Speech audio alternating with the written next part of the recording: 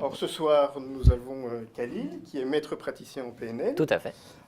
qui est aussi kinésiologue et naturopathe. C'est bien ça. Et qui, ce soir, il se représentera un peu plus et un peu mieux que moi. Et ce soir, il va nous parler de l'amour de soi, et il m'a dit, et pas que. Et pas que. Et pas que. Donc, je vous souhaite une belle soirée, une bonne réunion. Vous avez Joël, Vanessa, Loïc et Fabien qui sont là, qui sont les membres du bureau et les membres actifs de l'association. Si certaines personnes ont des questions spécifiques sur l'association, s'ils ont des questions spécifiques sur la PNL, voilà, ils sont là pour répondre à vos questions et moi demain. Bonne soirée et à tout à l'heure. Bonsoir, j'espère que vous allez bien. Vous avez passé une belle journée? Bon, c'est pas très convaincant, mais on va y croire, ça va. C'est cool. Donc, avant de me présenter, je vais vous faire un cadeau. Donc, bonsoir. Je vais vous faire un petit cadeau et vous allez m'en faire un aussi. Alors, ce petit cadeau, c'est des petites cartes que j'ai amenées avec moi. Et alors, on va parler à peu près pendant 1 heure, 1 heure quart dans un voyage dans lequel je vais vous amener. Et le cadeau que moi je vais vous demander, c'est de ne pas me poser la question de ce que symbolise cette carte. Il y a un petit message dessus. Ce message, ça peut être le message du moment, de la journée, peut-être une question que vous vous posez. Et après la conférence, vous pourrez me poser cette question, de savoir à quoi ça correspond. Peut-être que lors de la conférence, je répondrai déjà à votre question, c'est possible, donc dans ces cas-là, tant mieux.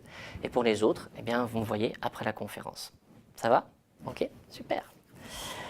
Alors, je me présente. Je m'appelle Khalil John Massé. Je suis donc naturopathe, kinésiologue et donc depuis quelques mois, maître praticien PNL.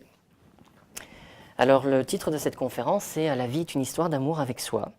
Et l'histoire de cette conférence, c'est avant tout un livre que je me suis mis à écrire il y a 1 an et demi et qui vient juste d'être terminé de corriger. Donc, normalement, on va dire l'étape suivante, ça sera l'impression de ce livre.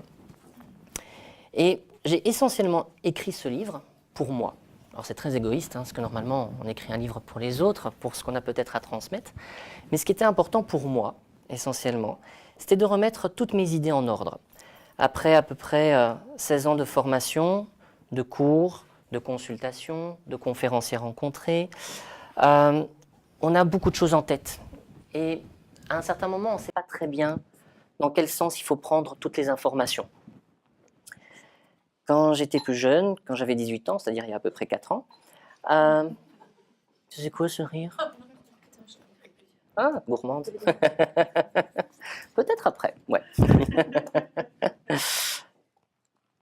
Alors donc, quand j'avais 18 ans, je disais donc il y a 4 ans, je suis allé voir un psy. Parce que quand on est plus jeune, on se pose des questions et je me suis dit que la meilleure personne qui pouvait m'aider, c'était un thérapeute. Ce thérapeute, je suis allé le voir parce que pour moi, ce qui était essentiel, c'était de répondre à la question « Qui suis-je » ? Qui suis-je et pourquoi est-ce que je n'arrive pas à avoir la vie que je rêve? À peine à 18 ans, donc on a déjà beaucoup de rêves et on veut que beaucoup de choses se réalisent. Alors pourquoi est-ce que je suis allé le voir? Parce que depuis mon plus jeune âge, je lis beaucoup de livres et essentiellement, j'ai commencé avec des livres sur le développement spirituel. Vous savez, tous ces trucs sur la fameuse loi d'attraction, sur les énergies, sur on attire à soi ce que l'on est. Et en allant voir ce thérapeute, il m'a dit, écoutez, ce qui est important, c'est que si vous voulez savoir qui vous êtes, il faut d'abord savoir d'où vous venez. Alors vous sortez de là avec une rage incroyable parce que vous êtes frustré. Vous avez donné 90 € à un gars qui portait des triples foyers et qui sointait la pédophilie. Et ce qui est triste, c'est que j'avais vu 2 heures auparavant une superbe paire de baskets et je n'ai pas pu aller l'acheter parce que j'ai préféré aller voir ce thérapeute. Tu as une carte? Non? Je t'en prie. Alors je suis allée le voir et c'est vrai que ça n'a pas forcément répondu à ma question, mais ça a laissé quand même malgré tout une trace, aussi une gourmande.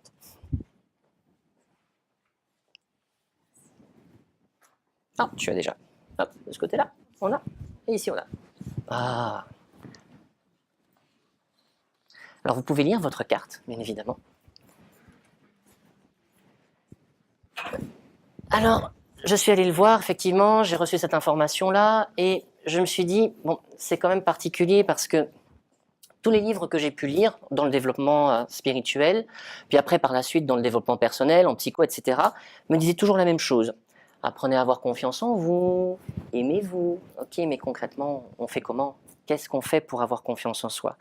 Et qu'est-ce qui fait que, même si à un certain moment, à force d'aller rencontrer des thérapeutes, des conférenciers, de lire beaucoup de choses, on se rend compte que oui, c'est vrai, on apprend à s'aimer un peu plus. Un matin, on se lève, on se dit « super, j'ai confiance en moi ». Bon, ça dure 10 minutes, et puis généralement, 1 heure plus tard, on retombe dans ces patterns. Alors, ça fait du bien, effectivement, ces 10 petites minutes, on se dit « super, enfin, on y est arrivé ». Mais malgré tout, il y a un vide à l'intérieur. Alors on se dit, c'est pas grave, ce qu'on va faire, c'est que on va essayer de trouver quelqu'un qui va un petit peu remplir ces vides. Donc généralement, c'est surtout en tombant amoureux. Dans ces cas-là, on peut remplir ces vides. L'autre va remplir nos besoins, nos attentes, on va se sentir comblé, c'est magnifique, etc. Mais quand il part toujours avec tout le reste. Et le vide, il est toujours présent. Alors je me posais toujours cette question, mais qu'est-ce qui va faire qu'à un certain moment, je vais commencer à me sentir rempli? On va essayer de commencer un petit peu à s'aimer. Mais c'est pas pour autant évident. Les questions étaient toujours les mêmes, et je retournais toujours vers les mêmes livres. Et en rencontrant des personnes lors de mes propres consultations, les gens me disaient souvent, c'est horrible, après 10 ans ou 15 ans de psychanalyse, de thérapie, on en arrive toujours à la même constatation. Je comprends tout, mais il n'y a rien qui change. Pourtant, il y a des choses qui changent. Quand vous achetez un nouveau livre et que vous dites « ça y est, je vais appliquer ce truc-là ». Et ça fonctionne pendant quelques jours, et puis après quelques jours, vous oubliez, jusqu'au prochain livre que vous achetez. Et là, vous dites « super, j'ai la réponse, enfin, la réponse qu'on cherche depuis très longtemps ». Vous savez, cette réponse-là où on se dit « une fois que j'aurai compris ça, tout va se transformer comme par miracle ». Et puis, bien évidemment, il n'y a rien qui se transforme par miracle. Vous découvrez un autre problème qui fait que vous achetez de nouveaux livres, vous rencontrez de nouvelles personnes, de nouveaux thérapeutes, de nouveaux conférenciers, et ainsi de suite. Donc c'est un petit peu une espèce de spirale sans fin, qui est très frustrante, quelque part, mais qui est peut-être nécessaire pour se découvrir. Un peu comme Gérard. Gérard, il a eu un cancer. Il en est mort, d'ailleurs. Il a eu ce cancer parce que dans sa vie, il n'était pas franchement malheureux, mais il n'était pas non plus franchement heureux. Et Gérard n'a pas vraiment fait attention à lui. C'est-à-dire qu'il a vécu sa vie, et à un certain moment, il est tombé malade. Mais qu'est-ce qui l'a conduit à tomber malade? Qu'est-ce qui a fait qu'à un certain moment, il ne s'est pas suffisamment écouté pour dire « il y a quelque chose qui ne va pas ». Jusqu'à quel niveau est-ce qu'il est allé? Comme Ginette. Ginette, elle retourne toujours vers le même genre de mec. Des mecs qui, à un certain moment, finissent par lui envoyer une bonne torgnole. À chaque fois, c'est la même chose. Elle les quitte et elle retourne toujours vers le même genre de personnage. Là aussi, qu'est-ce qui fait qu'à un certain moment, elle ne dit pas stop? Et elle vous dira, c'est plus fort que moi, je ne fais pas exprès, c'est vraiment plus fort que moi. En naturopathie, en médecine chinoise, on dit qu'il y a 3 piliers d'équilibre. L'équilibre physique, l'équilibre psycho-émotionnel et l'équilibre spirituel. Toujours en médecine chinoise et en naturopathie, on va vous dire, pour trouver l'équilibre physique, choisis-toi une bonne nourriture. Alors de préférence, puisque c'est très actuel, choisissons une nourriture qui puisse être bio, locale, de saison, et ainsi, tu pourras peut-être trouver l'équilibre au niveau physique. Fais du sport, si tu peux, tant qu'à faire, si ton corps te le permet. Choisis-toi aussi une bonne nourriture psycho-émotionnelle, de bonnes pensées, et des personnes aussi, autour de vous, qui vont vous permettre d'avoir de belles émotions. Quelque part, collectionner les belles personnes. Et enfin, l'équilibre spirituel, qui nous dit « nourris-toi de quelque chose qui fait sens ». Et comme le dirait quelqu'un dans l'assistance, si ça fait sens, ça fait soin. Voilà. Soin. Si ça fait sens, ça fait soin. L'ensemble de ces 3 piliers représente notre énergie. c'est-à-dire ce que nous émettons comme information vers l'extérieur, mais aussi ce qu'on va avoir tendance à peut-être attirer vers soi. Après tout, tous ces livres, tous ces conférenciers nous disent toujours la même chose. Si on rayonne de l'intérieur, on va attirer à soi des personnes qui correspondent à cela, théoriquement. Cette énergie, et ces 3 piliers, symbolisent donc tout ce que je suis, ici et maintenant. Mais c'est vrai que pour moi, ce n'était pas la seule réponse. J'avais besoin de comprendre qu'est-ce que ce psy m'avait dit en me disant « Vous devez apprendre à savoir d'où est-ce que vous venez. » Bah ouais, théoriquement je sais, maman, papa, voilà. Et quand Ginette disait « Oui, mais c'est plus fort que moi », je retombe toujours vers le même genre de personnage. Qu'est-ce qui fait que malgré tout, elle n'arrivait pas à sortir de son mécanisme? C'est comme s'il y avait une forme de programmation. Et peut-être que nous étions programmés pour avoir des difficultés à nous aimer. Alors j'ai essayé de comprendre comment ça fonctionnait. J'ai repris tous mes livres. Je me suis dit, est-ce que la réponse est plutôt spirituelle? Est-ce qu'elle est plutôt psychologique? Est-ce qu'il faut aller chercher la réponse dans les neurosciences? Ou peut-être au final que tout se rejoint? Et c'est comme ça que j'ai écrit ce livre et que vous êtes ici ce soir pour la conférence. Le problème, c'est qu'à partir du moment où on se dit que nous sommes peut-être programmés déjà d'une certaine manière, on a besoin de savoir d'où ça vient. Alors je suis retourné essentiellement, on va dire, à la cellule.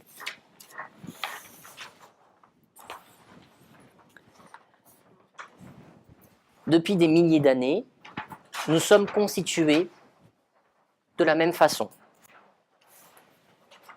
C'est-à-dire, nous avons une tête, 2 bras, 2 jambes, un cœur, un cerveau, enfin théoriquement. Donc c'est vrai que des fois il y a des bugs. Il arrive parfois qu'on se retrouve avec un œil au milieu du front, un 3e téton.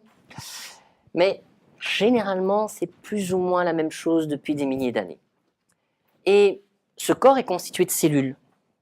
Ces cellules sont elles-mêmes constituées de molécules, ces molécules d'atomes, ces atomes de protons, de neutrons, de neutrinos, de quarks, et au final, de lumière. Depuis des milliers d'années, l'information passe toujours de la même façon. Et quand les cellules se créent, la cellule de la peau ne sera pas les mêmes que celle du cœur. Celle du cœur ne va pas réagir de la même façon que celle de l'estomac. Celle de l'estomac ne va pas non plus réagir de la même façon que celle de l'intestin. Il y a donc une information qui permet au corps de se développer d'une certaine manière et de faire son travail. Pour que les informations puissent passer au niveau cellulaire, nous avons besoin d'eau. Cette eau est présente dans notre corps à 70 à 80%. Si on enlève toute la matière du corps, nous sommes constitués à 99% d'eau. C'est énorme quand même, 99%. Et il reste simplement 1% de matière. Dans les années 80, Jacques Benveniste, un médecin, a fait des recherches sur la mémoire de l'eau. Malheureusement, on va dire que ce n'était pas l'époque où il fallait faire ce genre de recherche. Son travail a été totalement cassé. Il devait normalement recevoir le prix Nobel. Bien sûr, on l'a écarté, parce que dire que l'eau pouvait avoir une mémoire, c'était un peu particulier. Et ça n'avait pas de sens. Quelques années plus tard, Luc Montagnier, qui est le co-découvreur de la molécule du sida, s'est rendu compte que l'eau émettait un signal électromagnétique. Si elle émettait un signal électromagnétique, ça voulait dire qu'il y avait information dans l'eau. Il s'est posé la question s'il était possible de transmettre cette information dans un ordinateur. Effectivement, c'était possible. Et est-ce que de l'ordinateur, on pouvait envoyer une information dans l'eau? Là aussi, c'était possible. L'eau joue donc un rôle au niveau cellulaire comme transmetteur. Elle porte des informations, elle permet d'acheminer certaines molécules, certaines enzymes à travers les liquides interstitiels, synoviales, le liquide céphalorachidien, les sucs gastriques, etc. Mais simplement l'eau que vous allez ingurgiter va elle-même contenir une information bien précise. À partir de là, je me suis dit, ce qui est intéressant, c'est qu'il y a de l'information, mais où est-ce que cette information va être stockée dans notre corps? À quel niveau ça se passe? Bien évidemment, il fallait voir le chef d'orchestre, le cerveau. Et dans le cerveau, il y a un truc très spécifique, une boîte noire. Cette boîte noire s'appelle l'amygdale cérébrale. Elles vont par paire, comme nos amygdales ici. Cette amygdale va absorber toutes les infos que vous allez pouvoir capter de votre naissance jusqu'au jour de votre mort. Essentiellement de 0 à 7 ans. Ça ne veut pas dire qu'après 7 ans, il n'y a pas des informations qu'on capte, mais disons que le mental se forme, on commence à avoir une déduction, à faire aussi des liens. Et quand ces liens sont faits, il est plus difficile de pouvoir capter de l'information. Au départ, l'enfant est simplement une éponge, une énorme éponge, à prendre toutes les infos qu'il va capter. La première fois que vous vous êtes piqué avec une aiguille, la première fois que vous avez fait l'amour, la première fois que vous avez acheté une voiture, la première fois que vous avez reçu une gifle. En fonction de la charge émotionnelle, l'amygdale va garder et capter cette information. Je vais vous lire un petit texte. C'est la seule fois où théoriquement je devrais lire de la soirée. Peut-être à la fin d'ailleurs. Mais, condition que j'ai ce texte. Oui. Alors.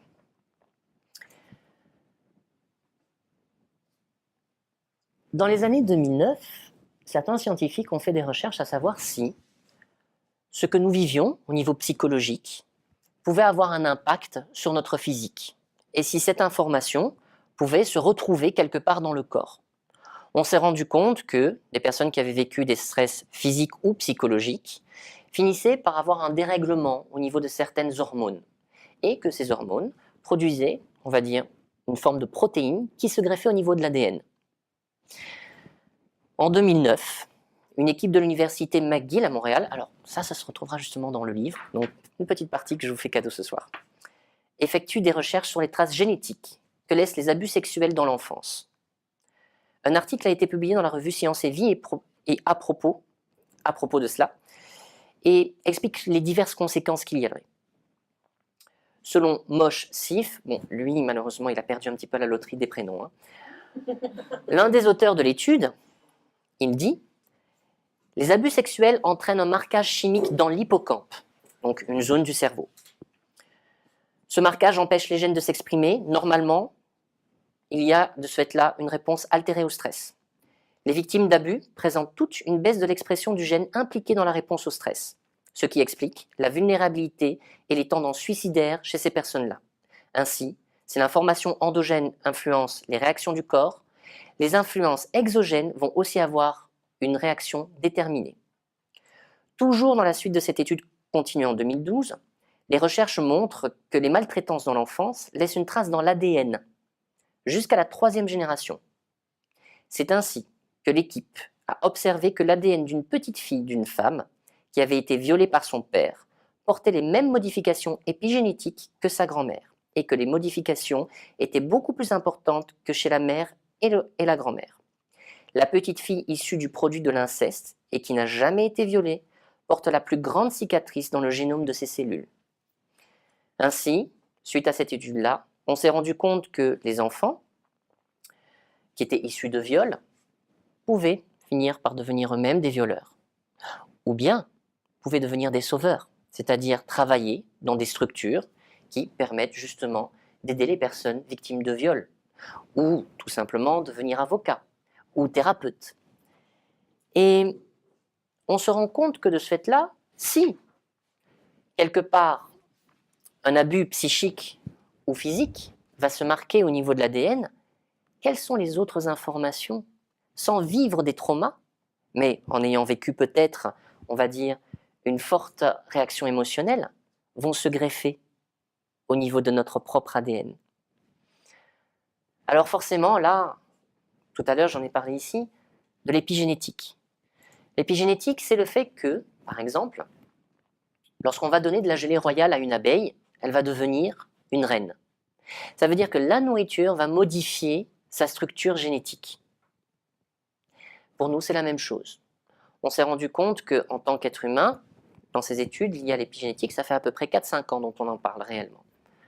On s'est rendu compte que le milieu dans lequel on était, le lieu qu'on habitait, la région, ce qu'on pouvait manger, la manière de s'habiller, va avoir une incidence sur tout ce que nous sommes. Alors ce qui est intéressant, c'est que pour ceux qui ont déjà lu des livres sur le développement spirituel, on retrouve ces théories depuis des années et des années. Par exemple le Feng Shui, voilà. Le lieu dans lequel vous habitez va avoir des actions sur qui vous êtes, etc. Mais ici, on vous en parle de manière beaucoup plus scientifique. Alors quand j'ai mis tout ça l'un à côté de l'autre, je me suis dit « Waouh, super, génial !» Ça explique pourquoi j'y arrive pas par moment. Parce qu'ici, au niveau de l'amygdale cérébrale, lorsque vous vous faites mordre par Kiki, le chien de mamie, que vous mettez votre main quand vous êtes petit à vous dire « Oh, j'ai envie d'aller le caresser. Il a l'air sympa, hein, Kiki ?» Et puis vous vous faites bouffer la main. Cette espèce de saloperie vous a bouffé la main. La fois d'après, quand vous avez votre copine, Sabrina, qui arrive et qui vous dit « Ah, regarde, j'ai acheté un chihuahua, tu viens le caresser ?» Qu'est-ce que vous vous dites ? « Non, j'y mets pas la main, cette espèce de petite horreur. Non, jamais. » C'est clair. Pourquoi ? Parce qu'il y a une réponse au stress. Vous dites « Non, je vais pas mettre ma main, c'est comme quand j'étais petit. Je vais pas aller à nouveau me faire bouffer la main par un petit truc, comme ça. » Bon, quelques années plus tard, vous foutez un bon coup de pelle au chien et c'est fini, on n'en parle plus. C'est dur. L'amygdale n'oublie jamais. Et c'est pour ça que par moments vous vous dites, même quand je cherche à changer, c'est plus fort que moi. Je retourne vers ce que je connais déjà. Ce qui est quelque part rassurant. En même temps, ça nous questionne à un autre niveau. L'histoire du libre arbitre. On nous dit théoriquement que nous avons le libre arbitre pour changer et que tout est possible de ce fait-là. Mais quand on sait que 90% de nos réactions sont liées à notre inconscient et qu'il n'y a que 10% de notre conscient qui prend les décisions, d'après vous, qui va gagner ? C'était un 90, là normalement, pas un 10. 90 pour l'inconscient, 10% pour le conscient. Qui va gagner d'après vous ? Inconscient. Alors bien sûr, dans l'inconscient, il n'y a pas que nos pensées, pas que nos stratégies, etc. Il y a d'autres choses. Il y a le fait que le corps soit totalement autonome.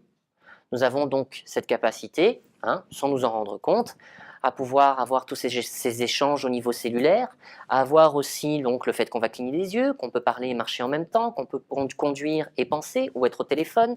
Il y a tout ça qui se fait sans qu'on s'en rende compte. C'est présent. Mais qu'est-ce qu'il en est de notre conscient ? Alors bien sûr, heureusement, que nous pouvons changer, nous pouvons nous développer. Mais qu'est-ce que l'enfant a capté depuis son plus jeune âge ? Et comment ça fonctionne ? Et c'est là où le voyage commence.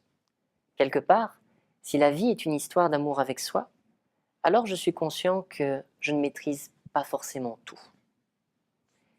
Et c'est déjà là où je peux me dire que si je ne maîtrise pas tout, je peux avoir un peu plus d'indulgence pour moi, pour le fait de ne pas arriver toujours à changer comme je le souhaiterais, parce que je suis porteur d'une information, papa, maman. Et quand j'arrive sur Terre, quand je nais, on va avoir tous les scénarios de naissance qui vont déjà jouer un rôle. Les scénarios de naissance sont issus des travaux de Claude Imbert, du docteur Claude Imbert, qui a travaillé pendant des années sur la manière dont les enfants arrivent au monde et comment ça se passe. C'est-à-dire, est-ce qu'il va y avoir un cordon ombilical autour du cou ? Est-ce qu'il y a eu un retard ? Ou bien au contraire, est-ce que l'enfant est arrivé en avance ? Forceps ? Ventouse ? Péridurale pour la mère ? Tout cela va déjà codifier l'enfant dès sa naissance. Donc un enfant n'arrive pas vierge, comme on peut le penser. Non, il y a déjà tout un ensemble d'informations qui sont transmises lors de la naissance. Et ces informations peuvent, par la suite, nous donner une explication sur nos comportements. Je peux, par exemple, en ayant eu le cordon ombilical autour du cou, être quelqu'un qui peut me sentir très vite étouffé. Ou au contraire, ne pas supporter certaines choses autour de mon cou. Ou préférer être protégé, justement, et ne porter que des cols roulés. Je peux, par exemple, si j'arrive par le siège, être quelqu'un qui me met toujours en difficulté dans la vie, avoir besoin qu'on vienne me sauver? Est-ce que je suis venu par forceps ou ventouse et est-ce qu'on me force à faire des choses que je n'ai pas envie? Est-ce qu'on doit toujours me pousser dans une direction et je ferai toujours le contraire? Est-ce que j'arrive toujours en retard à mes rendez-vous? Alors, bien sûr, ce sont que des grilles de lecture, ce n'est pas une vérité. Mais ces grilles de lecture peuvent nous apprendre pas mal de choses sur déjà qui je suis. Et si j'apprends à savoir qui je suis, je peux mieux expliquer à l'autre comment je fonctionne, vu que je suis déjà un peu plus conscient de ce qui se passe. Je deviens donc maître de ma personne, ou du moins un peu plus. Ensuite, forcément, j'arrive dans une triade spécifique. Comment ça se passe avec papa et maman? Qu'est-ce qu'ils vont me transmettre au niveau intellectuel, émotionnel, au niveau de la sexualité? Est-ce qu'il y a des tabous ou pas? Au niveau de la créativité, est-ce qu'on joue avec les parents ou pas? Au niveau de l'argent, toutes ces croyances qu'il y a au niveau de l'argent. L'argent, c'est sale. L'argent, ça fait pas le bonheur. Les conflits entre papa et maman. Comment ça se passe à ce niveau-là? Est-ce que papa et maman ne savent pas du tout communiquer? Et est-ce qu'ils passent par l'enfant pour communiquer? Est-ce que ça fait justement un enfant qui va devoir transmettre des infos? Maman, elle a dit ça. Va dire à ta mère ça. Ok. Maman, papa, il a dit ça. Rien à foutre. Ok, super. Et puis après, à force, quand on en arrive à se dire, tiens, mais les parents divorcent. Puis on a un enfant qui est un Christ incarné. Et qui va peut-être jouer au sauveur tout au long de sa vie. Pour essayer de réparer le lien papa-maman. Parce que ça aurait été sa fonction depuis son plus jeune âge. Bien sûr, il y a d'autres cas dans la triade. L'enfant peut par exemple devoir communiquer avec son père en passant par sa mère, parce que le père ne veut rien savoir sur l'enfant. C'est pas mon problème. Ma femme s'en occupera bien. Moi, j'ai d'autres choses à faire. Donc, c'est la mère qui s'occupe d'essayer de faire un lien et qui est à la base de tout. Mais dans la psychologie de cet enfant, ça va développer un tas de croyances, un tas de fonctionnements pour tenter de se faire aimer d'une manière ou d'une autre. Ça peut être très sclérosant. Et le problème, c'est que cet enfant va développer des émotions, des sentiments. Et ces émotions ont, on va dire, un fonctionnement bien précis.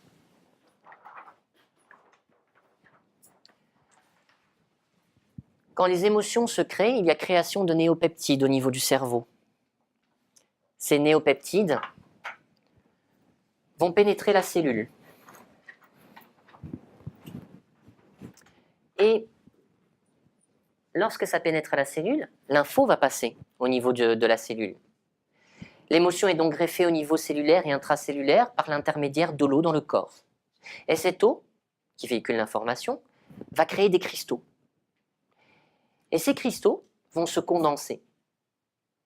Il y a donc une émission de vibrations, d'ondes électromagnétiques de par ces cristaux. Et cela va renforcer l'émotion. Et puisque ça renforce l'émotion, il y a à nouveau création de néopeptides. Et ainsi de suite.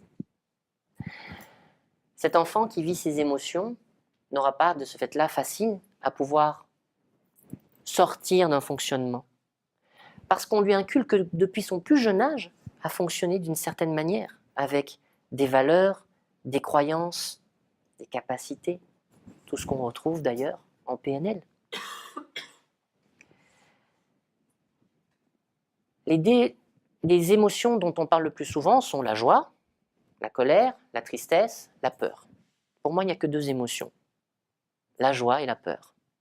Les deux autres, la colère et la tristesse, sont souvent aussi empreints de peur. Et quand on gratte réellement, derrière la tristesse peut se cacher la colère. Et derrière la colère peut se cacher la tristesse. Mais quand on gratte encore un peu, il y a souvent beaucoup de peur. Et les peurs que nous avons par rapport à ça sont trois peurs qui sont totalement virtuelles, imaginaires, fictives, rêvées. Vous savez que le cerveau ne fait aucune distinction entre ce qui est réel et imaginaire? Pour preuve, il vous est sûrement déjà arrivé de vous réveiller au plein milieu de la nuit et de vous dire « J'ai cru que Kiki Bouton là voulait encore me bouffer. » Mais ça va, c'est qu'un rêve. Je suis dans ma chambre, tout va bien, tranquille, je peux continuer ma nuit. Mais au départ, à aucun moment dans votre rêve, vous vous êtes dit t'inquiète, il est en train de te bouffer le pied, mais c'est pas grave, tout va bien, continuez. Alors peut-être que des fois ça vous arrive, si vous arrivez à contrôler vos rêves, mais ça vous est déjà arrivé d'être connecté à une peur, une terrible peur, et hop, de vous réveiller. Et le cerveau n'a pas fait de distinction. C'est pour ça que par exemple, quand vous avez les no-life, ceux qui vivent 24 heures sur 24 derrière leur ordinateur, quand ils sont à nouveau en contact avec la réalité, ça peut créer un choc pour eux. Ça peut être très déstabilisant. Et ils peuvent ne pas savoir qu'est-ce qui est réel et qu'est-ce qui n'est pas réel. Le cerveau engramme tout ça comme une réalité, comme une vérité pure. Ces trois peurs, peur du manque, peur de perdre et peur du regard de l'autre, sont elles aussi totalement virtuelles. Quand je manque de quelque chose, je n'ai pas peur de manquer, j'en manque. Si je ne peux pas manger à ma faim, c'est pas le manque le problème, c'est que je peux pas manger. Même chose, quand je perds quelqu'un que j'aime, qui est mort, j'ai plus peur de le perdre. Je suis en train de le perdre. Je l'ai perdu. Je suis toujours dans une forme d'anticipation. Je vais manquer de ça. Je risque de perdre ça. Et surtout, la plus traître, peur du regard de l'autre. Combien de fois par jour, vous ne passez pas à côté de quelqu'un et vous dites « Je suis certain que celle-là est en train de penser que j'ai grossi. Quelle pétasse !»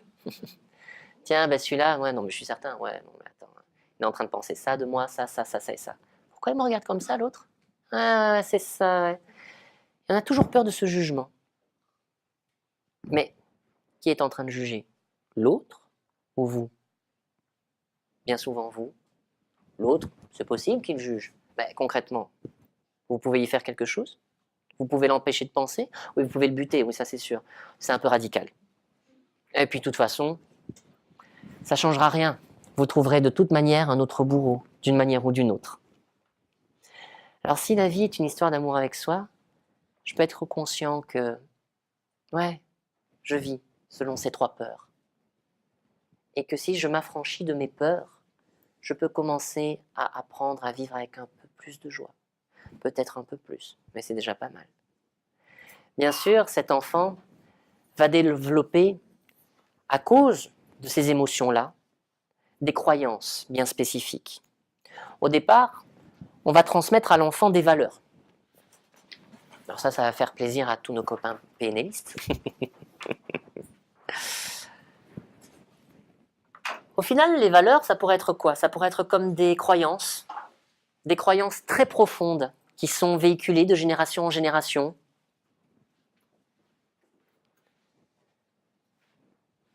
Et ces croyances, alors ce qui va nous intéresser sur tout ça, ici, croyances et valeurs, donc les valeurs qui sont transmises de génération en génération, deviennent des croyances qu'on ne va absolument pas remettre en question. Si effectivement, des parents vont vous dire « la seule chose qui compte, c'est la suprématie blanche », parce que ça fait partie des valeurs de cohérence pour eux. C'est logique que les blancs soient au pouvoir. C'est logique que la femme fasse à manger dans la cuisine et ne vienne pas aux réunions des hommes. C'est normal. Et ça fait partie des valeurs et des traditions familiales. C'est comme ça.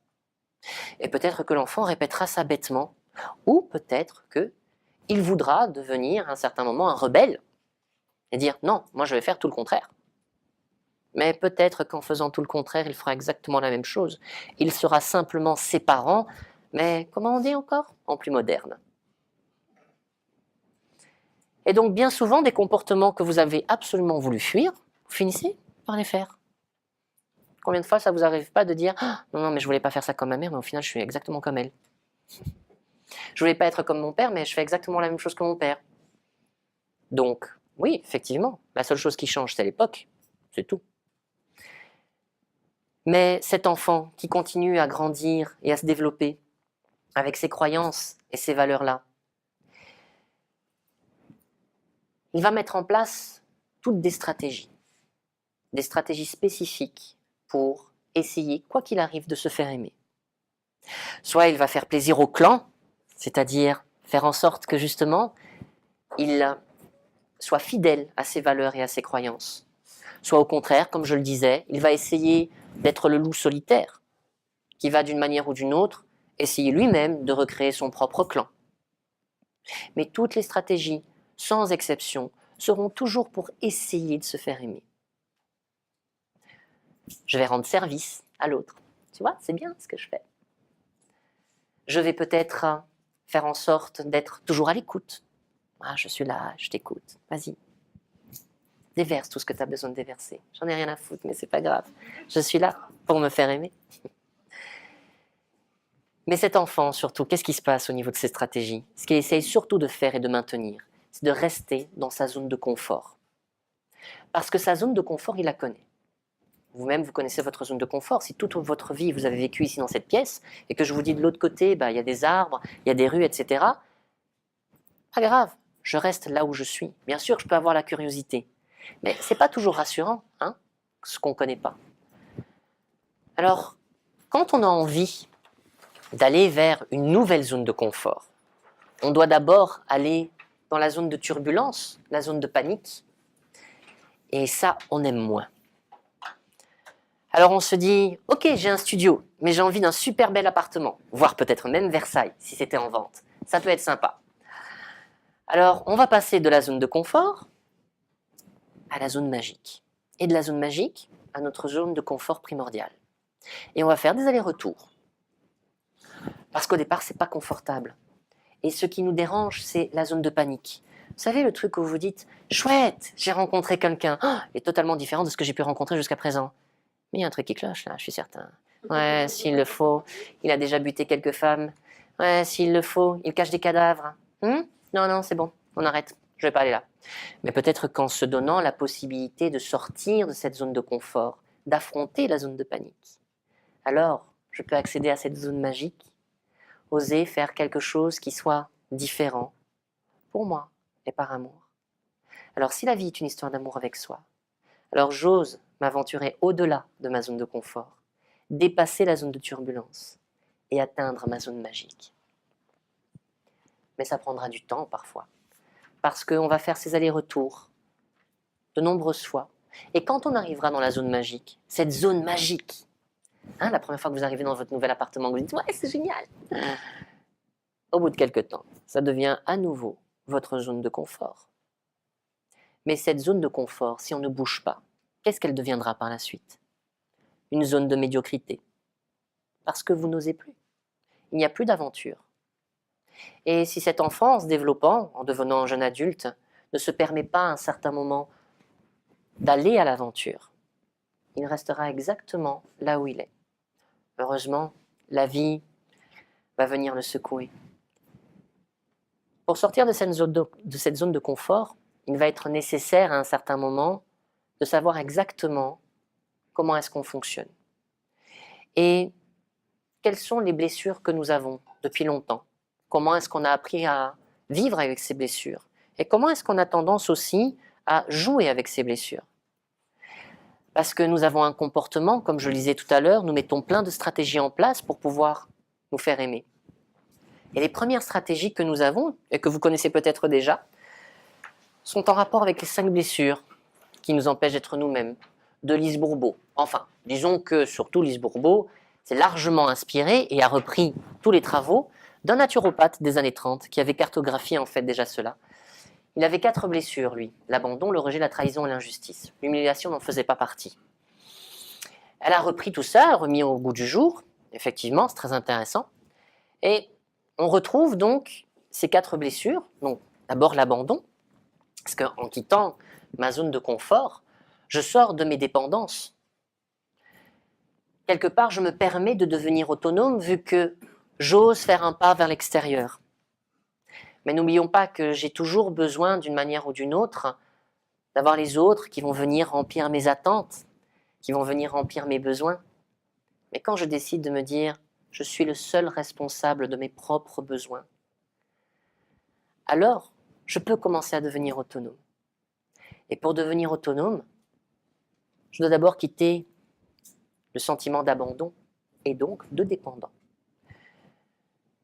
Celui qui vit une blessure d'abandon, donc Lise Bourbeau a fait un lien entre ça et la morphologie. Donc, apparemment, notre morphologie décrirait la blessure qui a été la plus impactante pour nous. Cela ne veut pas dire que vous ne vivez pas les autres blessures. On les vit tous, d'une manière ou d'une autre. Et en fonction des situations bien spécifiques, nous allons peut-être avoir le masque du dépendant, du fuyant, du rigide ou du contrôlant, ou même du masochiste. Celui qui vit la blessure d'abandon, alors on peut vivre la blessure d'abandon sans pour autant être un abandonnique. Hein. On peut par moments effectivement se sentir seul parce que l'autre n'est plus présent. L'abandon sera toujours dépendant de l'autre, il aura toujours besoin de l'autre pour être heureux. Si tu n'es pas là, je n'existe pas. Et donc, il va chercher généralement des relations qui vont être fusionnelles, parce qu'il n'arrive pas à être en fusion avec lui-même. Si je suis quelqu'un qui vit une blessure de rejet, je vais avoir tendance à rejeter les autres, essentiellement, pour ne pas me sentir rejeté. C'est beaucoup plus simple. Et si malheureusement je me fais rejeter, alors je pourrai avoir tendance à d'autant plus rejeter les autres. Parce que ressentir cette blessure, être connecté à celle-ci, c'est pas possible pour moi. Morphologiquement, la personne qui a été touchée par la blessure d'abandon est plutôt quelqu'un qui semble manquer de tonus musculaire. C'est comme si tout était flasque. Le rejet, lui, c'est vraiment le type de l'anorexique. C'est comme si toutes les particules de graisse avaient disparu. Il n'y a plus rien. Puis on a les autres blessures ici en dessous. La trahison et l'injustice. Celui qui vit la trahison, physiquement, on va dire que c'est un peu la caricature. L'homme avec les épaules larges, petit cul, et puis la nana qui est en bouteille d'orangina. Il y en a qui se reconnaissent. Quand il vit, ou quand elle vit de la trahison, il va avoir tendance à contrôler les événements, essentiellement pour ne plus vivre de la trahison. Je ne peux avoir confiance en personne, donc je me fais confiance. Et donc je vais contrôler les gens, leur dire ce qu'ils doivent faire, comment ils doivent le faire, parce que je ne supporterai pas d'être confronté justement à un certain moment à ce manque de confiance en l'autre. Ce n'est pas possible. J'ai toujours le sentiment d'être trahi par quelqu'un. Je peux devenir un peu parano avec ça. L'injustice, c'est celui du rigide. C'est celui qui, généralement, a l'air d'avoir un corps tonique, pas forcément très musclé, mais très tonique. C'est généralement quelqu'un qui va s'habiller avec des vêtements qui seront plutôt très ajustés, très serrés. On va dire l'institutrice, hein, vous voyez, dans les années 30, 40, l'institutrice sévère avec le chignon bien tiré en arrière. Ça, c'est la rigide. Elle ne supportera pas l'injustice. Mais par contre, ce n'est pas parce que les choses sont justes pour moi qu'elles le sont pour les autres. Et donc, en bon rigide, je pourrais justement imposer des choses aux autres qui pourraient devenir injustes, mais qui me semblent tout à fait justes. Au centre, j'ai mis l'humiliation. L'humiliation, c'est, on va dire, le rondouillard jovial. C'est celui qui a l'air de rendre des services pour faire plaisir, mais qui en fait n'en pense pas moins. En termes PNL, on pourrait dire justement les structures d'accord et de désaccord. Je dis oui, mais je pense non. Et c'est quelqu'un qui va toujours être dans des relations justement où il va chercher à se faire mal, d'une manière ou d'une autre. Je dis oui, mais je ne suis pas d'accord. Ça me fait mal au bide. Et cette personne, justement, a vécu bien souvent un sentiment de honte, a été peut-être humiliée depuis son plus jeune âge, et donc a mis des couches pour se protéger. Alors vous voyez que j'ai mis des flèches un petit peu dans tous les sens, parce que derrière la trahison se cache souvent une blessure d'abandon, et derrière l'injustice se cache une blessure de rejet. Ces deux blessures, abandon-rejet, sont les blessures primordiales, c'est la base. Et puis on a l'humiliation. À tout moment dans notre vie, nous pouvons avoir une prise de poids. Il se peut peut-être que cette prise de poids puisse être en rapport avec un moment où on n'a pas forcément été bien avec soi-même. On s'est peut-être senti écrasé, humilié, en colère. On a peut-être fait des choses pour lesquelles on n'était pas tout à fait d'accord, mais on a quand même dit oui. Et on commence à se trahir petit à petit.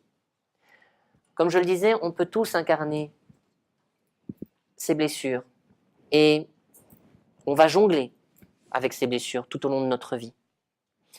Mais si l'enfant, justement, commence à sortir de ces blessures, et si vous-même vous apprenez à sortir de ces blessures-là, on peut commencer petit à petit à devenir réellement autonome et construire un peu plus d'amour de soi. Mais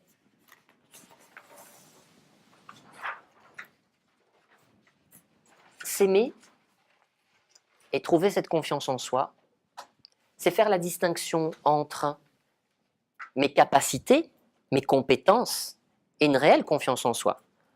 Combien de personnes n'ont pas confiance en elles simplement en fonction des compétences qu'elles ont?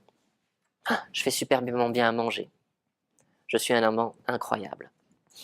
Je suis un très bon conducteur. J'ai un goût pour la décoration qui est fabuleuse. Oui, mais si on vous retire tout ça? Vous avez remarqué quand vous allez à des soirées et que vous rencontrez des personnes qui sont parfois médecins, avocats. Bonjour, je suis médecin. Oui, mais enfin, on s'en fout, on n'est pas une consultation, on est une soirée. Qu'est-ce que je m'en tape que tu sois médecin? Ça change rien à ma vie, quoi. C'est qui, toi? T'es qui? Présente-toi, ton nom, ton prénom, voilà. Après, ta profession, je m'en tape. Mais c'est comme si la profession, d'ailleurs, je suis arrivé, je vous ai dit, je suis naturopathe kinésiologue. Mais si on me retire ça, je suis qui? Est-ce que j'ai continué à exister? Théoriquement, oui. Je continue à exister. Mais tout cela nous donne de la valeur. Pourtant, nous devrions être capables de pouvoir exister sans tout ça.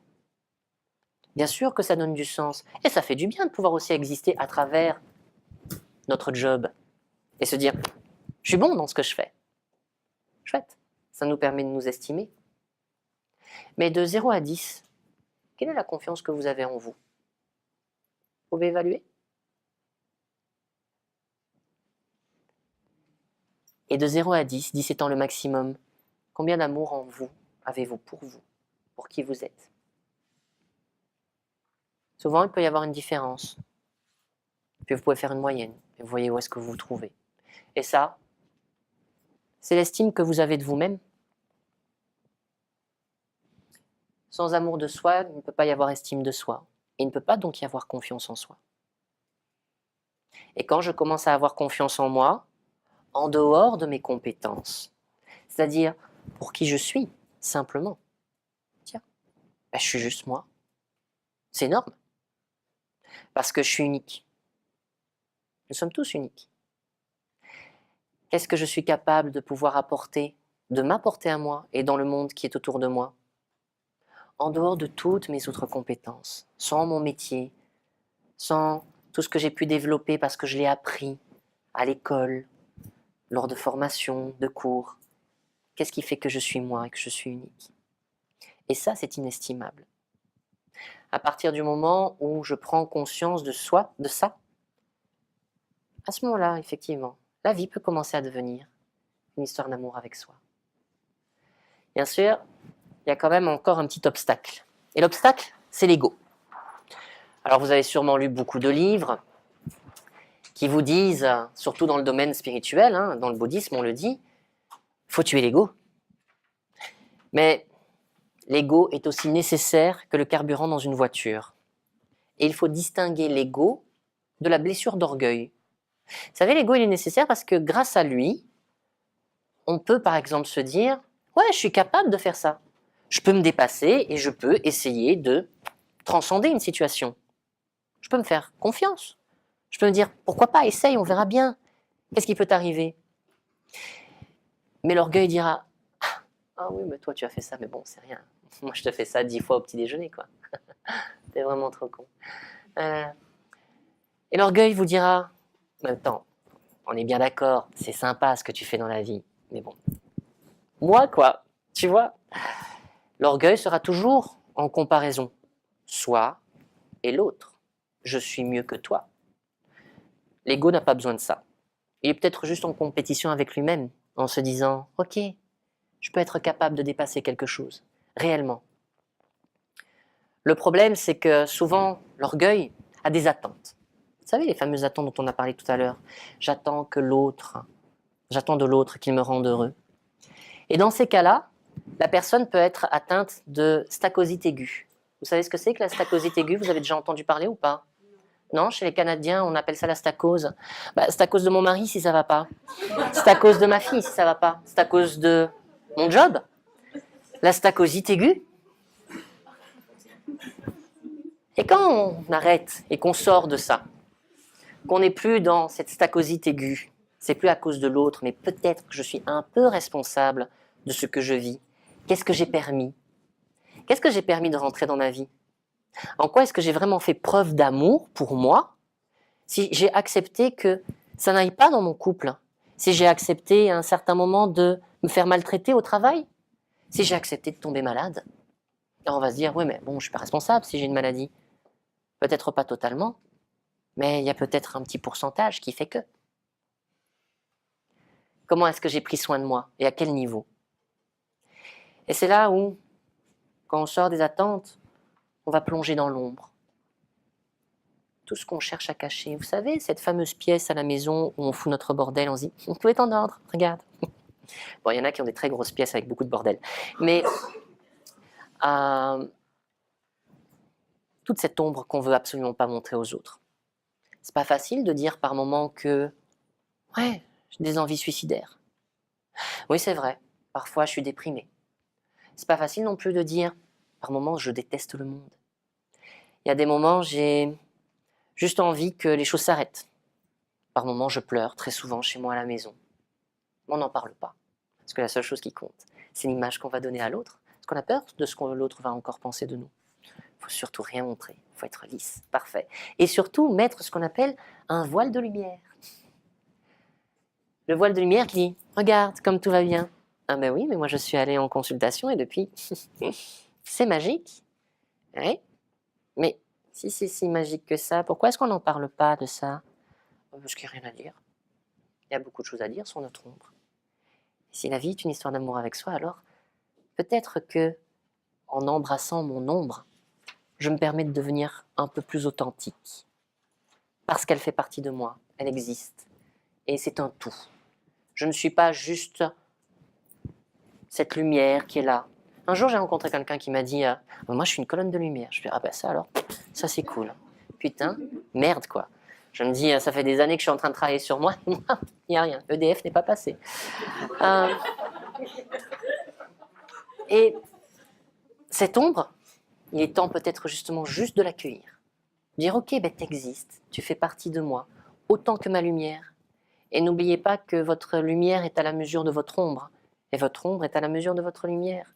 Ce que vous êtes capable de faire comme belle chose par rapport à quelqu'un, vous pouvez le lendemain le détruire totalement si vous en avez envie.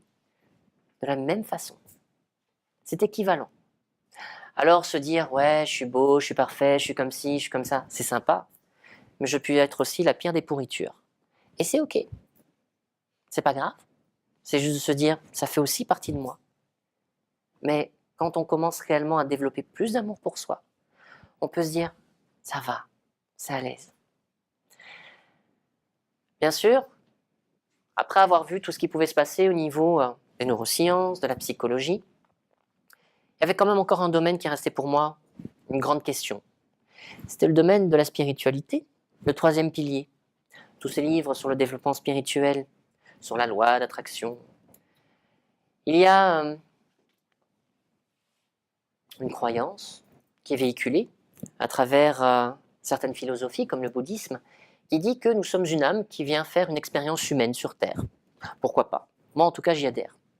L'idée que nous soyons une âme qui voyage à travers le temps pour expérimenter des choses et devenir à chaque fois un peu plus conscient. Même sans se réincarner, nous nous rendons compte théoriquement que, avec le temps, nous devenons d'ailleurs plus conscients de certaines choses, de nos mécanismes, de nos fonctionnements, de ce qu'on accepte, ce qu'on ne veut plus dans notre vie. Donc, quand vous aviez 15 ans et quand vous en avez 45, il y a une différence. Vous n'êtes plus tout à fait la même personne. Enfin, encore une fois, théoriquement. Il y a des gens qui restent quand même bien figés. Et si nous sommes justement cette âme qui vient sur Terre pour expérimenter quelque chose, il se peut que nous ayons des indices de naissance. Ces indices de naissance, c'est un peu tout ce que vous portez, votre nom, votre prénom, votre date de naissance. Mais aussi, comme on l'a vu tout à l'heure, les scénarios de naissance et les triades. Tout cela nous indique que nous pouvons apprendre avec des grilles de lecture, comme par exemple... tu peux retirer les autres si c'est trop lourd.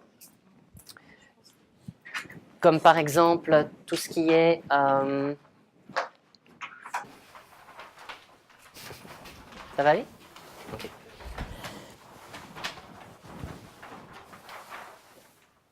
Donc ces indices de naissance peuvent nous permettre d'apprendre à mieux nous connaître à travers des grilles de lecture, que sont par exemple l'astrologie, la pentanalogie, la numérologie.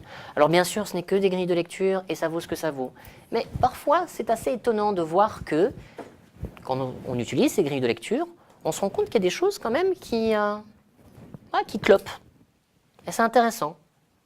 Parce qu'en allant un peu plus loin, au niveau de ces indices de naissance, on se rend compte que là aussi, on peut commencer à un peu mieux expliquer aux autres comment on fonctionne, à partir du moment où ça fait un peu plus sens pour soi.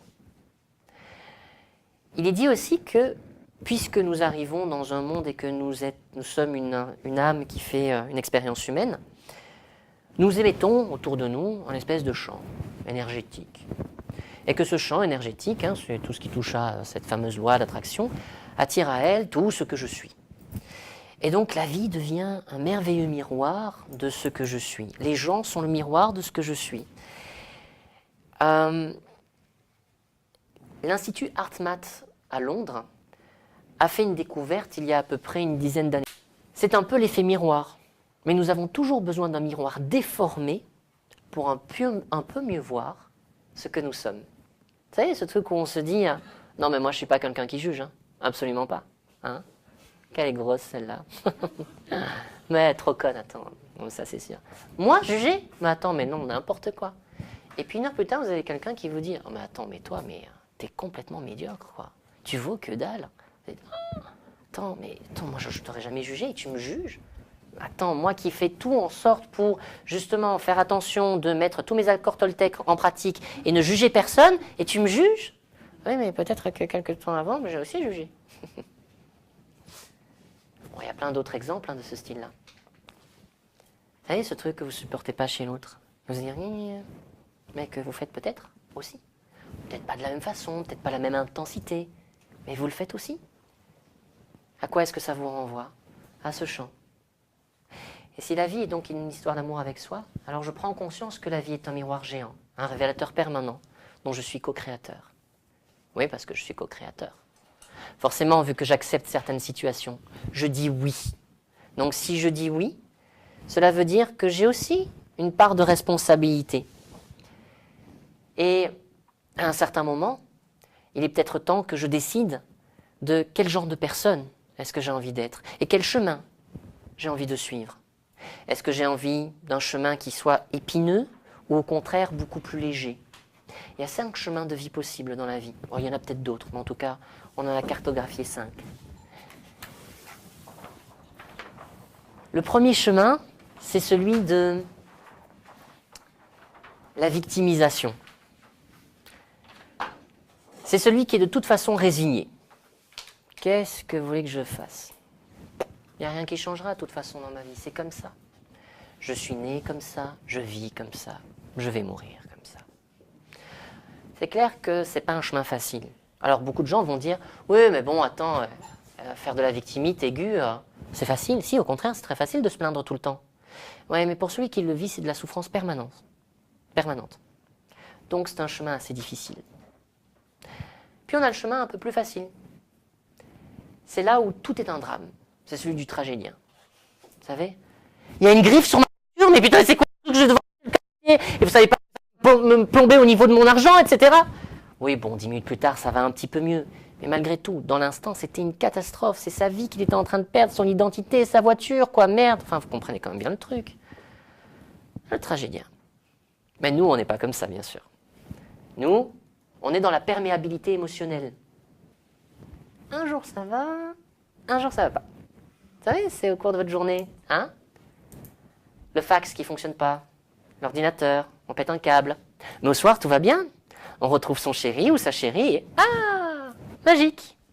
Puis après, il fait à manger. C'est pourri, vous vous énervez. Mais c'est pas grave, on va regarder un bon Walt Disney et tout va bien.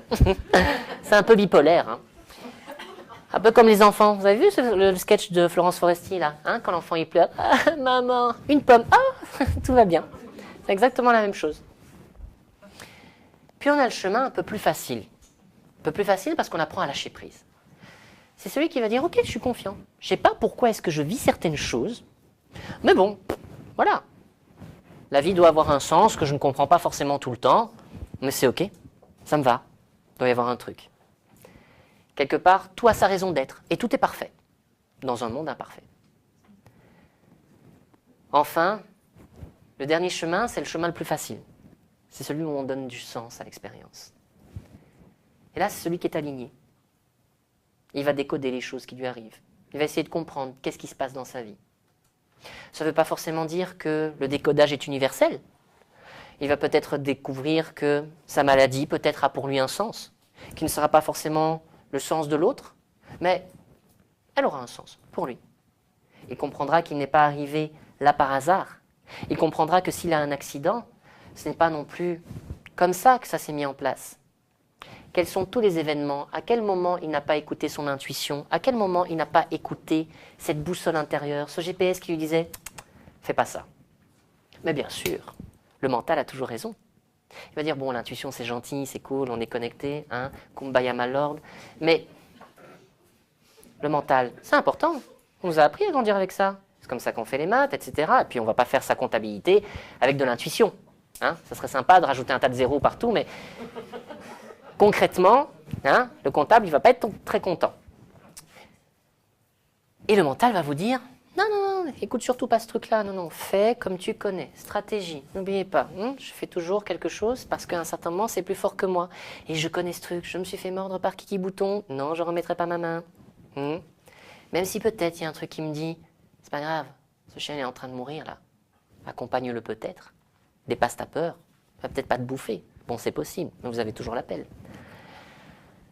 Ça veut dire que derrière tous les chemins, quand je donne du sens à l'expérience, je me rends compte que peut-être il y a un bénéfice secondaire et donc une fonction positive à ce que je vis.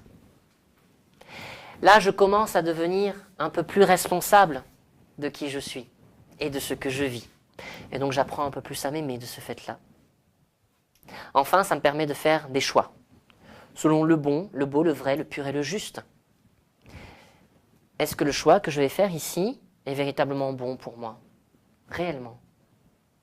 Ou moyennement? Est-ce que c'est beau? Est-ce que ça me fait vibrer? Est-ce que c'est vrai? Est-ce que ça me permet d'être un peu plus authentique? Est-ce que c'est pur? Est-ce que il n'y a rien qui pourrait venir entacher ma vie ou celle des autres? Et de ce fait-là, est-ce que c'est juste autant pour moi que pour ceux qui m'entourent?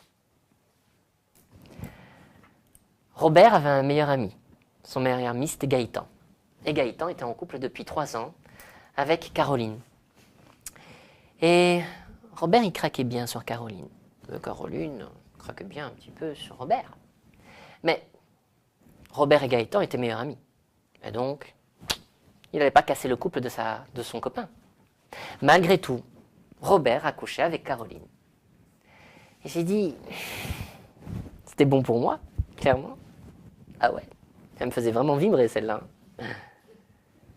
Est-ce que j'ai été authentique? Bon, pas vraiment, mais c'est pas bien grave. On s'en fout. Tant que personne n'est au courant, hein, ça ne peut pas faire de mal. Est-ce que c'était pur? Moyennement. Est-ce que c'était juste? Pas du tout. Mais c'est pas grave. Pas grave. Pas grave parce que c'était beau et ça me faisait vibrer. C'est déjà pas mal. Donc on avait 2 points sur 5 qui étaient sympas. Malheureusement, Gaëtan a été au courant parce que Caroline n'a pas su tenir sa langue. Et elle s'est dit, merde, je culpabilise. Je peux pas, ça fait quand même quelques années que je suis avec Gaëtan, il faut que je lui dise. Et donc Robert, eh bien, il a perdu Caroline, parce que Caroline, elle s'est cassée, et puis il a perdu son meilleur ami. Pourtant, il avait la possibilité de faire un choix différent et de prendre ses responsabilités. Mais il ne l'a pas fait, malheureusement. Parfois, il nous arrivera de résister au changement, parce que ça sera difficile pour nous d'arriver à sortir de cette zone de confort. Et c'est là où il faudra avoir un peu plus de bienveillance pour nous-mêmes, plus d'amour, et se dire, c'est pas grave, je me pardonne. Je me pardonne parce que j'ai le droit de me planter, j'ai le droit d'avoir peur, j'ai le droit de ne pas savoir sortir d'un fonctionnement. Ça ne veut pas dire que ça ne vous demande pas de travailler dessus, mais c'est ok, si pour l'instant, ce n'est pas la bonne saison, ce n'est pas la bonne période pour dépasser votre problème. Mais je vous l'ai dit tout à l'heure, la vie, à un certain moment, va se charger de toute manière de vous aider à sortir de votre zone de confort. Et elle va vous tester. Vous savez, ce truc où au départ, c'est juste une petite pitchinette. Vous dites, oh, pas grave. Puis après, c'est une petite claque. Et non, pas grave. Puis après, c'est une grosse claque. Un peu moins grave. Puis après, c'est l'accident. C'est la maladie. C'est la déchirure. C'est la rupture. C'est la maison qu'on vous vend sous vos fesses. C'est votre voiture qu'on vous prend. C'est tout ce à quoi vous tenez. Et la vie, d'une manière ou d'une autre, va venir vous secouer. Et vous dites, mais je ne suis pas responsable de ça. Ah, n'oubliez pas, nous avons un champ électromagnétique, nous attirons à nous ce que nous sommes. Et physiquement, ça se marque. Si à un certain moment, je ne me donne pas la possibilité de penser différemment, les choses seront toujours identiques. À un certain moment, dans l'autre sens. Ça peut être sympa, mais non. Et voilà. Ouais, bingo. Vous avez gagné la cagnotte. Oui, comme ça. Non? Voilà. Oui, oui, c'est OK. En vivant une même situation, et que j'ai les mêmes pensées par rapport à ces situations, je ferai donc les mêmes choix. Si je fais les mêmes choix, j'ai les mêmes actions et les mêmes comportements. Et donc je vivrai les mêmes expériences. Et au final, les mêmes sentiments. Et ces mêmes sentiments vont provoquer les mêmes pensées qui engendreront les mêmes choix, qui engendreront les mêmes actions et les mêmes comportements. Et ainsi de suite. Par contre, en fonction d'une certaine réalité, si je désire à un certain moment dépasser mon fonctionnement, et que je me permets d'avoir une nouvelle pensée, de nouvelles façons de penser, je créerai de nouveaux choix. En créant de nouveaux choix, je vais créer de nouvelles actions et des nouveaux comportements, enfin des nouvelles expériences, et pour finir des nouveaux sentiments, qui vont m'inspirer des nouvelles pensées. Alors à ce moment-là, oui, je me donne la possibilité de vivre une histoire d'amour avec moi-même. Et si cette histoire d'amour avec moi-même m'ouvre peut-être par la suite la possibilité de vivre aussi une histoire d'amour avec l'autre. Donc si la vie est une histoire d'amour avec soi, alors par la suite, elle peut devenir une histoire d'amour avec l'autre.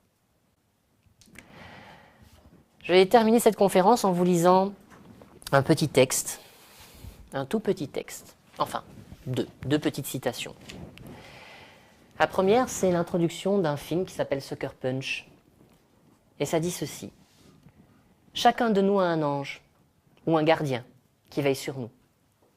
On ne sait pas quelle forme ils vont prendre. Un jour c'est un vieillard, le lendemain c'est une petite fille. Mais les apparences sont trompeuses. Ils peuvent être aussi féroces que des dragons. Pourtant, ils ne sont pas là pour se battre à notre place, mais pour chuchoter depuis les feux de la rampe, pour nous rappeler que c'est chacun de nous qui détenons le pouvoir dans les mondes que nous créons. Nous nions l'existence des anges, nous nous persuadons qu'ils ne peuvent exister, mais ils se manifestent là où on les attend le moins et quand on s'y attend le moins. Ils peuvent s'exprimer à travers tout être sorti de notre imaginaire. Ils crieront à travers des démons s'il le faut, pour nous pousser à engager le combat. Et enfin, philosophe parmi tous les philosophes, la relation la plus excitante, la plus stimulante et la plus importante de toutes est celle que vous avez avec vous-même. Carrie Bradshaw, Sex and the City.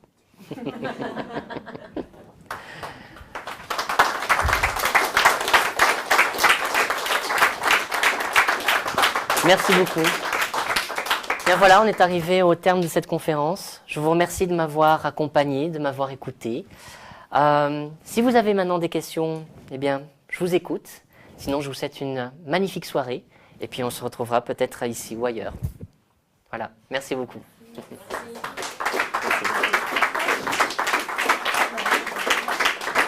Eh bien, une belle soirée alors. À bientôt. Et n'hésitez pas, vous pouvez aller sur mon site internet, donc www.khaliljimassé.com. Il y a aussi une page Facebook pour ceux qui veulent suivre mon actualité. Je vais créer une nouvelle page qui va s'appeler les hasards nécessaires, où c'est justement une amie ici qui m'a inspiré ça, où il y a quelque temps, elle me disait que si elle n'avait pas mis un foulard sur sa tête, elle n'aurait pas rencontré une personne qui lui aurait permis justement de pouvoir développer son activité au niveau stylisme.